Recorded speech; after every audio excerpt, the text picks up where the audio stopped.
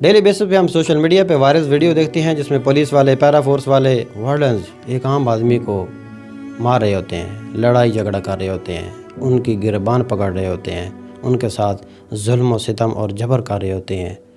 کون لوگ؟ رکشے والے، ریڑھی والے، ایک جو عام طبقہ ہے، ایک جو مزدور طبقہ ہے، ان کی گربانیں پکڑ رہے ہوتے ہیں۔ میں یہ ویڈیو بہت ساری لگا دوں گا، بہت سارے ایسے کلپ ہیں جن کو آپ دیکھیں اور دیکھنے کے بعد آپ اس بات کا اندازہ لگائیں کہ یہ لوگ جو ہیں کتنا اپنے اختیارات کا ناجائز استعمال کرتے ہیں۔ ان اداروں کو بنایا تھا حکومت نے کہ یہ عوام کے مسائل کو حل کریں گے، لیکن ان لوگوں نے عوام کے مسائل حل کرنے کے بجائے ان کے مسائل میں اضافہ کر دیا، ان کے لیے ٹینشن اور پریشانی کا باعث بن گئے۔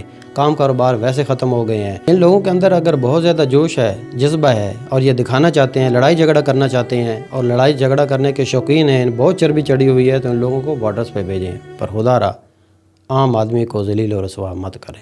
ایک عام آدمی جب گھر سے نکلتا ہے اپنے بچوں کی روزی کمانے کے لیے اور وہ پورا دن محنت کرتا ہے اور سارا دن محنت کرنے کے بعد میکسیمم وہ 1000، 1500 یا 2000 روپے کماتا ہے، اور وہ بھی چلان کی مد میں ان سے لے لیے جاتے ہیں۔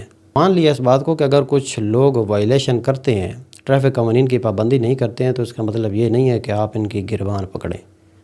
قانونی طور پہ جو ایک راستہ ہے آپ وہ اختیار کریں، اپنے اختیارات کا ناجائز فائدہ مت اٹھائیں۔